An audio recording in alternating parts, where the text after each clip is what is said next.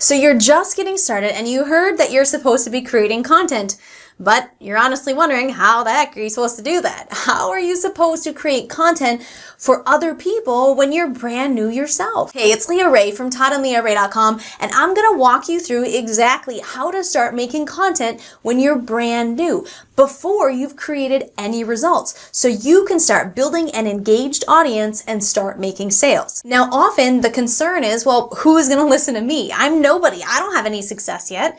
But here's the truth. People don't actually care anything about you. They don't care what success you've personally had. They only really care about how you can help them. That's it. So if you find information that your audience would find helpful and you create content about that information and you share it with them, guess what? They're going to appreciate it. The more you help your audience, the more they're going to keep coming back to you, building the know, like, and trust factor with a loyal audience. And those are the folks who'll be willing to take a look at your offer if it solves a problem that they're facing. So how exactly do you do this? Well, you have to keep learning yourself. Obviously, you need to plug in with people who are further in their journeys than you are. Consume their content and learn more about your industry. Use a combination of their trainings, what they're putting out, and your experience of trying to implement what they're teaching to create your own content. So, for example, you could watch a video or read a blog post about how to do a Facebook Live. Take some notes and then do a couple Facebook Lives. You could take the step-by-step content that you learned from the other person's content. Obviously, you need to put it in your own words. But you should also add something about what you found as you were doing it. What was working best for you? Maybe you stuck a sticky note on your phone as you were doing your live, so you had bullet points listed out so you could stay on point. You could cover all the topics that you wanted to, and you really found that that helped you. Share that. That's great. Maybe you're in the health and fitness niche. And I always say niche. I can't stand niche, so sorry, folks, if that's how you say it. Maybe you consume some content teaching you how to do meal prepping. Then do it for yourself for the week.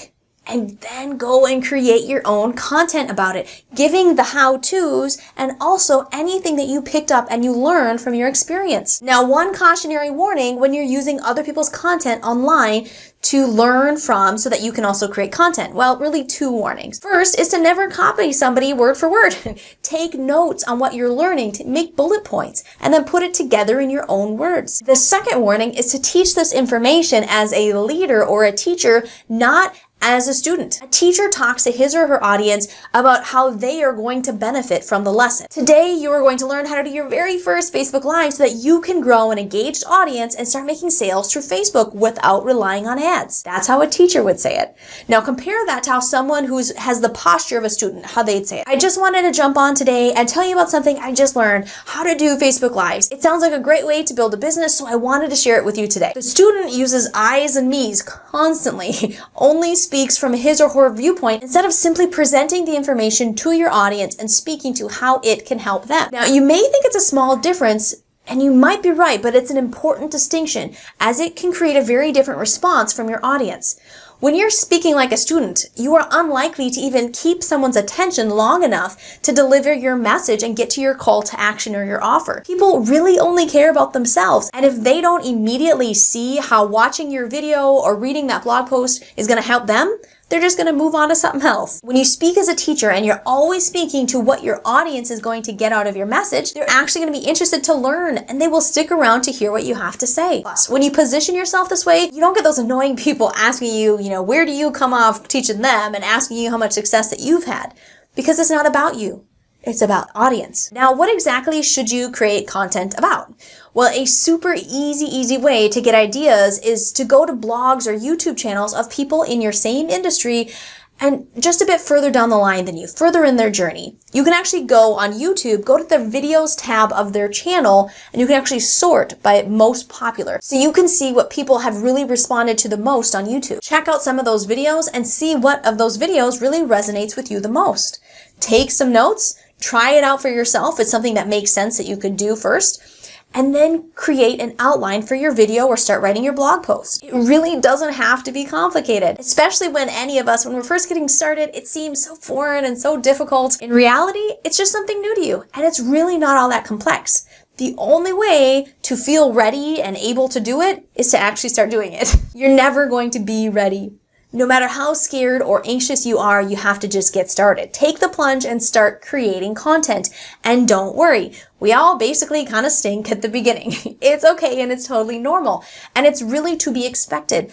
The only way to get good is to do it a lot. So you just simply have to get to work and get the stinky phase out of the way sooner or later. Better sooner so the money comes sooner as well. Now, one simple way to speed up this timeline, if you create a video once a week, it will take a lot longer to get good at creating videos than if you create daily videos or even videos 3 times a week.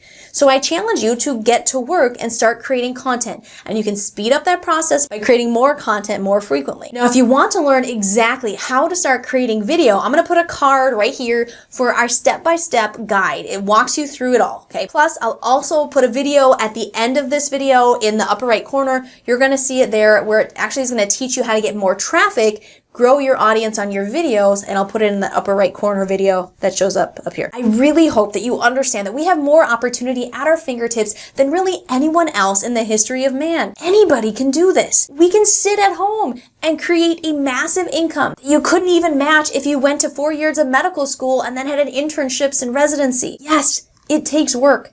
If it didn't, there wouldn't be any money to be made. Just know that you can do it. You just have to be willing to put in work and understand delayed gratification that is going to have to work up front to have a business on the back end, to make money later. There's going to be a process to this. Work hard for a while and then the money comes in. It's not going to be immediate. But once those sales start coming in, if you continue to be consistent, if you continue to grow your skills, it can become a bigger business than you ever imagined. You and your family are worth this. You got this. So please be consistent, create content, and get yourself out there. Again, this is Leah Ray from toddandleahray.com. We are rooting for you. We are here to help you create the time freedom that you and your family deserve. So make sure to subscribe so that we can help you do that. If you're new to our channel, say hi so that we can welcome you to the community. I'll see you soon.